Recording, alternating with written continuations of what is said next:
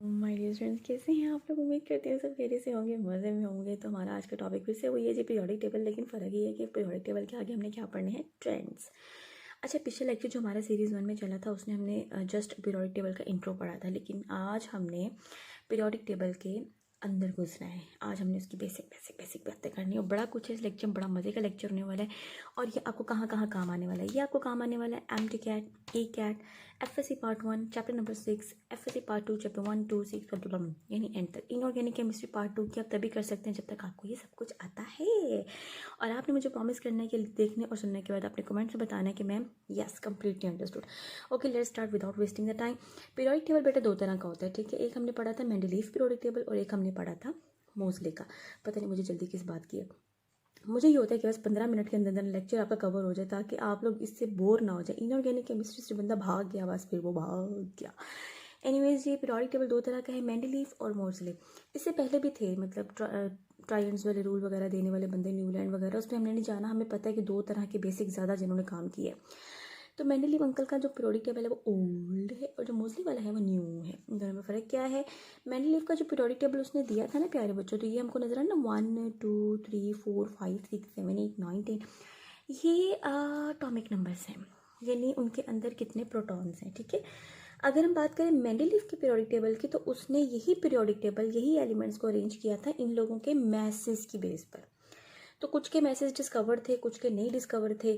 फिर एक और मसला भी आ रहा था कि भैया अगर तुमने मैथ्स की बेस पे किया है तो फिर कार्बन के, तो वो हम आगे बात करते हैं। तो फिर इस तरह से एक ही एलिमेंट, एक ही सिंबल यहाँ पे क्यों नज़र आ रहा है, जबकि कार्बन का जो मैथ्स होता है, अगर एक बर्तन में हम carbon carbon carbon carbon carbon के अंडे भर दें, ये सारे अंडे बेटा किसके हैं, कार्बन के हैं, ठीक है। मैंने आपको ये देखें 2 किलो कार्बन दे दिए।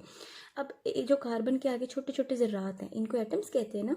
एलिमेंट के बच्चों का नाम क्या होता है, एटम्स। अब इन एटम्स में से किसी का मैस बेटा 12 है, किसी का 13 है, किसी का 14 है। 12 13 14 14 14 12 12, मतलब डिफरेंट मैसेज हैं। तो फिर यहाँ पे कार्बन 12 ही क्यों नज़र आ रहा है, का तो वजह। सो हमने, अगर हम मेंडलीव अंकल की बात सुने भी, हाँ जी मैंने पीरियोडिक टेबल बनाया मैसेज की बेस पे, तो फिर कार्बन 13 वाला कहाँ है, पायण। कार्बन 14 वाला किधर है, पायण। तो ये एक डिफेक्ट हो गया ना इसका, ये हम आगे पढ़ेंगे। अच्छा, ये जो मैं डिफेक्ट बता रही हूँ ना, ये पार्ट 2 केमिस्ट्री का सबसे इंपॉर्टेंट लॉन्ग क्वेश्चन है, defects in Mendeleev periodic table. ओए होए, अच्छा जी आगे चलते हैं। तो जी मेंडलीव का पीरियोडिक टेबल जो है बेसिस ऑफ मैसेज की बेस पे बना हुआ है, और जो मोज़ले का पीरियोडिक टेबल है ये एटॉमिक नंबर की बेस पे बना हुआ है। पता नहीं आपको पता है कि नहीं पता, लेकिन जो मोज़ले है ना, उसने चैप्टर नंबर 5 में, आपको याद होगा पार्ट 1 में, पार्ट 1 केमिस्ट्री की बात कर रही हूँ, उसने एक्सरेज वाला जो टॉपिक है ना, वहाँ पर इसने, मोज़ले ने क्या डिस्कवर किया था, एटॉमिक नंबर। अन्य डिस्कवर हो गए थे, इसको भी नहीं पता था कि एटॉमिक नंबर कोई चीज़ होती है। तो उसने वो जो एनोड शनोड वो सारा एक्सरे वाला टॉपिक जो है ना, तो एटॉमिक नंबर जब उसको अन्य डिस्कवर हो गया, उसने कहा अच्छा, मतलब कि सपोज कर ले, मतलब कि फास्फोरस के बाद भी कोई एलिमेंट है, इन दोनों के दरमियान में भी कुछ है। ये उसको पता चला जब एटॉमिक नंबर डिस्कवर हो गया। तो फिर उसने बहुत सारे एलिमेंट्स को दोबारा से अरेंज किया और फिर अल्टीमेटली हमारे पास जो पीरियोडिक टेबल आया, वो मैसेज को हटाकर किस बेस पर आया, एटॉमिक नंबर की बेस पर।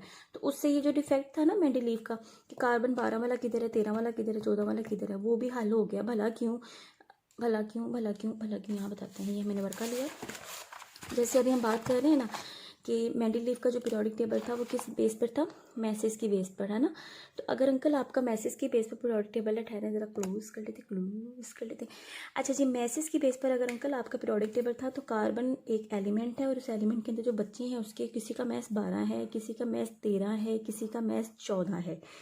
तो फिर आपने पीरियोडिक टेबल में सिर्फ कार्बन ही क्यों दिया ना, मतलब ये डिफेक्ट हो गया उसका। अब इसको जो है ना वो सही करने वाला बंदा कौन है, अपना अपना मोज़ले।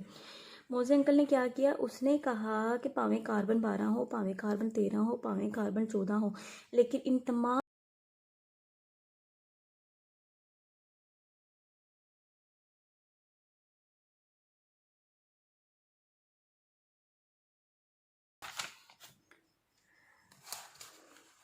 जी। तो हमारा अगला मसला बन गया कि एटॉमिक नंबर, मैस नंबर और एटॉमिक मैस में क्या फ़र्क है। हमको ये फ़र्क पता होना चाहिए, क्योंकि जब हम क्लास में होते हैं ना, हम इतनी डिटेल में इतना कुछ नहीं बता पा रहे होते। कुछ टीचर्स 50 की स्ट्रेंथ होती है वहाँ पर, तो कुछ चीज़ें हम लोग अलग से रख देते हैं, यानी स्टूडेंट्स अगर खुद से पूछ लें या फिर किसी और जगह के लिए रख लेते होते हैं, ठीक है। लेकिन ये कॉन्सेप्ट आपके लिए बड़े ज़रूरी हैं। अच्छा, मैं फिर से याद करवा दूँ कि एंट्री टेस्ट, मेंटरी टेस्ट, जितना कुछ भी है ना, सभी बेसिक कॉन्सेप्ट्स हैं, उनमें हर जगह काम आने वाले हैं। एटॉमिक नंबर तो एक बात क्लियर होगी ना कि नंबर ऑफ प्रोटॉन्स को बेसिकली क्या बोला जाता है, एटॉमिक नंबर।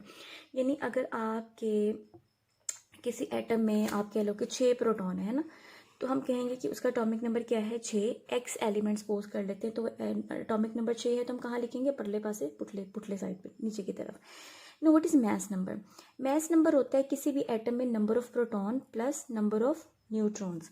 न्यूट्रॉन्स वो पार्टिकल्स होते हैं जिन पे कोई चार्ज नहीं होता, जीरो चार्ज होता है। प्रोटॉन्स पे कौन सा चार्ज होता है, पॉजिटिव चार्ज होता है। इन दोनों को अगर सम कर दिया जाए, जैसे मैं आपसे कहती हूँ कि एक न्यूक्लियस है और उसके अंदर 6 प्रोटॉन है और 6 ही न्यूट्रॉन्स है, तो बताओ अब इसका मैस नंबर क्या बना, 12। ये हो गया मैस नंबर। एटॉमिक मैसेज कुछ और हैं। एटॉमिक मैसेज भला क्या है, देखो एक तो है रिलेटिव एटॉमिक मैस, एक है एटॉमिक मैस, ये एवरेज मैस भी इसको बोलते हैं। बेसिकली सारे एक ही बात है, आप जिस तरह मर्जी इसको ले लें, ठीक है। मैंने अभी भी बोला कि कार्बन 12 है ना, कार्बन 13 और कार्बन 14। अगर कार्बन आपको 1 किलो दे दूं तो उसमें हर एटम का जो मैस होगा वो डिफरेंट होगा। 12 वाला भी होगा, 13 वाला भी, 14 वाले भी, लेकिन 12 वाला सबसे ज़्यादा होगा क्योंकि ये स्टेबल होते हैं और सबसे ज़्यादा पाए जाते हैं।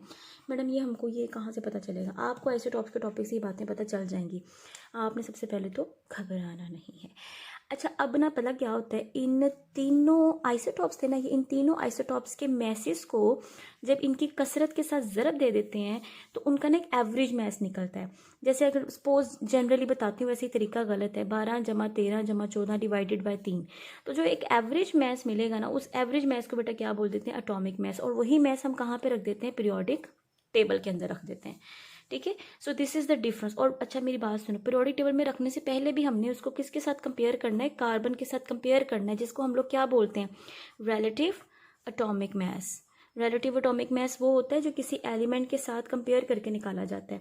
और सबसे ज़्यादा स्टेबल एलिमेंट कौन सा है, कार्बन। तो तमाम एलिमेंट्स को जो हम के मैसेज को हम कंपेयर करते हैं कार्बन के 1/12वें हिस्से के साथ। ये आपने पढ़ा होगा रिलेटिव एटॉमिक मैस में, ये तो मैट्रिक की बुक में भी है ना।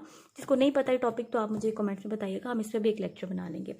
अच्छा जी, अब आगे चलते हैं। अब हमें क्लियर हो गया अल्हम्दुलिल्लाह कि एटॉमिक नंबर क्या होता है, प्रोटॉन्स की तादाद, मैस नंबर, दोनों का सम होता है। एटॉमिक मैसेज क्या होते हैं, आइसोटॉप्स के मैसेज को जब उनकी कसरत के साथ ज़रब देकर जो एक एवरेज मैस निकाला जाता है कार्बन से कंपेयर करके, that is called atomic message. So ये हो गया हमारा प्रॉब्लम सॉल्व।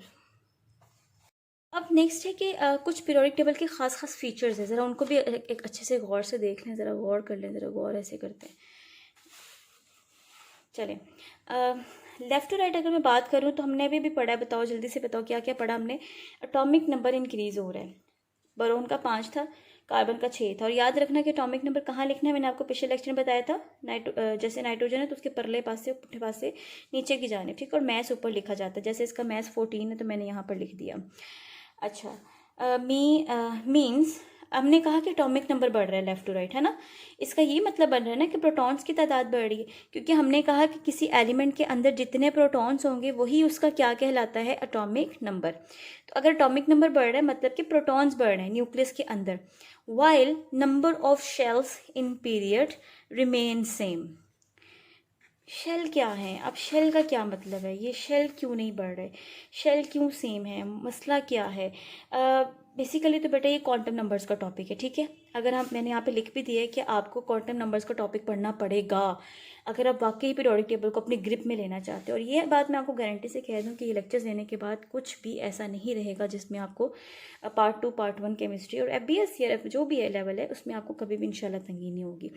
सो हम सिर्फ इतना पढ़ लेते हैं कि शेल जो है किसी पीरियड में सेम रहते हैं। मतलब इतना मैं आपको बता देती हूँ कि अगर हाइड्रोजन है ना, उसके पास एक इलेक्ट्रॉन है ना, तो एक इलेक्ट्रॉन ने अपना एक शेल बनाया हुआ है, ठीक है।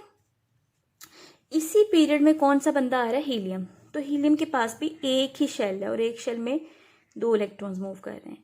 लेकिन जब हम नीचे आते हैं लिथियम की तरफ जब आए तो आप देखो कि इसके पहले शेल हो गया, पहले शेल में बेटा याद रखना ज़्यादा से ज़्यादा कितने इलेक्ट्रॉन आ सकते हैं, 2, ये मैंने लिख दिया है। फर्स्ट शेल में ज़्यादा से ज़्यादा 2 आते हैं, लेकिन क्वांटम नंबर्स का टॉपिक आपको पढ़ना पड़ेगा, तो सांस लेने से भी ज़्यादा इंपॉर्टेंट टॉपिक है ना।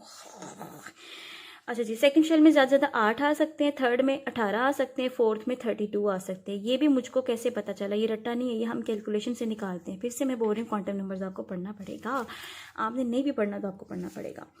सो अगर हम लिथियम की बात करें तो अभी हमने पढ़ा कि पहले शेल में तो सिर्फ कितने आ सकते हैं, 2 इलेक्ट्रॉन ना। तो अब इसको जो तीसरा वो किधर फेंकें, तो तीसरा वाला जो है वो इस शेल में आ जाएगा, यानी वो अपना एक अलग से शेल बना लेगा। अब आप एक बात फील करो ज़रा, पहले पीरियड वालों के पास कितने शेल हैं? एक। इसके पास भी एक है, इसके पास भी एक है। दूसरे पीरियड वालों में अगर मैं बात करूँ लिथियम की, तो इसके पास कितने शेल आ गए? 2 आ गए ना, क्योंकि ये दूसरे पीरियड में है। ये पहला पीरियड था और ये हमारा दूसरा पीरियड जा रहा है। इसी तरह अच्छा, अब मैडम ये फ्लोरीन 9 है, क्या इसके पास भी 2 ही शेल रहेंगे? आपने कहा शेल नहीं बदलने। हाँ जी, आप फ्लोरीन 9 को बनाकर देखो, पहले शेल में कितने आ गए? 2। कितना बड़ा अंडा बना दिया, हालांकि फ्लोरीन का साइज से छोटा होता है। 2 आ गए, और बाकी 7 किस में आने हैं? इसमें। क्या इसमें 7 इलेक्ट्रॉन आ सकते हैं? हाँ जी, आ सकते हैं, क्योंकि इसमें ज़्यादा से ज़्यादा कितने आ सकते हैं? 8। तो इसने 7 कैरी कर ली है, 8वां वाला नियॉन में आ जाएगा। जब 8 पूरे हो जाएंगे, फिर जो 9वां वाला है वो किस में आएगा? फिर उसके लिए तीसरे शेल की ज़रूरत पड़ेगी, है ना। तो आप बस इतना याद कर लें कि पहले पीरियड वालों के पास 1 शेल होता है, दूसरे पीरियड वालों के पास 2 शेल होते हैं, तीसरे वालों के पास 3 शेल होते हैं। आर्गोन पर आकर मसला आएगा, वो मैंने आपको लेक्चर में डिस्कस किया हुआ है, ठीक है। अगेन क्वांटम नंबर्स या इलेक्ट्रॉनिक कॉन्फ़िगरेशन, पॉली हंड्स और वो जो रूल है आपके।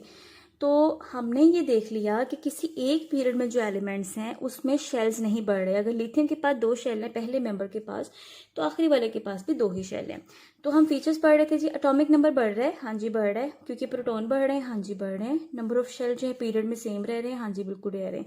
लेकिन एक बात बताओ, क्या ग्रुप में भी नंबर ऑफ शेल सेम रह रहे हैं? गौर करो ज़रा, ग्रुप मतलब ऊपर से नीचे नहीं। अगर मैं ऊपर से बात करूँ तो 1 शेल, नीचे वालों के पास 2, 3, 4, 5। तो ऊपर से नीचे शेल्स बढ़ रहे हैं, लेकिन लेफ्ट टू राइट शेल्स नहीं बढ़ रहे। वाई? क्यों? का तो वजह। Do you know how many electrons can be sustain in a shell accordingly? No, नहीं जानते? तो फिर आपको क्वांटम नंबर्स का टॉपिक अब तो पढ़ना पड़ेगा ही। So this was a general introduction to periodic table and its trends. अब हम आगे जा रहे हैं कि ट्रेंड्स कौन कौन से हम लोगों ने पढ़ने हैं जी। इससे पहले कि मैं ट्रेंड्स की तरफ जाऊँ तो मुझको ये वर्का नज़र आ गया और मैंने सोचा ये भी मैं अपने स्टूडेंट से डिस्कस करूँ, क्योंकि इसके बगैर तो हम आगे चल ही नहीं सकते। हम पढ़े ना step by step understanding of periodic table, हमें पीरियोडिक टेबल समझना है। तो उसके लिए बेसिकली हमको क्या क्या पता होना चाहिए? मेटल्स नॉन मेटल्स का पता होना चाहिए और इसके ट्रेंड्स। मेटल्स नॉन मेटल्स हम लेक्चर नंबर 1 में डिस्कस कर चुके हैं, ट्रेंड्स हमने अभी नहीं पढ़े। Why noble gases are stable, why other elements not, है ना। तो ये हमने कौन से लेक्चर में पढ़ना है? ऑक्टेट रूल वाले लेक्चर में, यानी इस लेक्चर में। What is octet rule, what are periods और ग्रुप्स, ये हमको पता लग गया, हमने इस लेक्चर में पढ़ लिया। व्हाट आर अल्कली मेटल्स, ये अभी हमने पढ़ना है। व्हाट आर अल्कलाइन मेटल्स, वैसे तो हमने लेक्चर नंबर 1 में इसको डिस्कस कर लिया था, लेकिन फिर भी हम डिटेल में इसको पढ़ेंगे। व्हाट आर हैलोजेंस, ये भी हमने लेक्चर नंबर 1 में डिस्कस कर लिया है। How elements make bonds, chapter number 5, chapter number 6, chapter number 1, chapter number 2, part 1 chemistry, हर जगह ये बात आपको काम आनी है, क्योंकि इसी का ताल्लुक तो ऑक्टेट रूल के साथ है। ये हमने अभी नहीं पढ़ा। अच्छा जी, नोबल गैसेस क्या है, इसके बारे में मजीद पढ़ना है। अभी ट्रांजिशन मेटल्स क्या है, ऑक्सीडेशन स्टेट क्या होती है, वैलेंसी क्या होती है, न्यूक्लियस कहाँ है, क्या है, क्यों है, इलेक्ट्रॉन प्रोटॉन न्यूट्रॉन क्या होते हैं, आइसोटॉप्स क्या होते हैं। वैसे तो थोड़ा सा इंट्रोडक्शन आज हमने इसका पढ़ लिया है, बट अलग से एक लेक्चर भी इस पर बना हुआ है। Number of shells increase down the group, नीचे की तरफ शेल्स क्यों बढ़ रहे हैं? कार्बन जो है इलेक्ट्रॉन शेयर क्यों करता है, लेता देता क्यों नहीं है? एटॉमिक नंबर और मास नंबर में क्या फ़र्क है, ये हमने आज पढ़ लिया है, ठीक है। व्हाट आर लेंथेनाइड्स, ये क्या है? लेंथेनाइड्स के बारे में पूरा एक टॉपिक है जो कि ट्रांजिशन एलिमेंट्स के साथ हम पढ़ेंगे। Why lanthanide show contraction is a very important short question in part 2 and part 1 chemistry as well. और ये सारी ही चीज़ें आपको कहाँ काम आनी है? आपके MD कैट, आपके E कैट, आपकी FSC, BSc, किसी भी टेस्ट में आपको बेसिक चीज़ों का पता होगा तो ही आपको इनऑर्गेनिक आएगी, अदरवाइज नहीं आएगी। So that was all about the step by step understanding of periodic table. कल हम पढ़ेंगे ट्रेंड्स, और ट्रेंड्स में क्या होगा? एटॉमिक साइज सबसे पहले, जो कि बेसिक है। एटॉमिक साइज की बेस पर ही हम बाकी के ट्रेंड्स को पढ़ सकते हैं। So best wishes, be elegant, be beautiful, अल्लाह हाफिज़।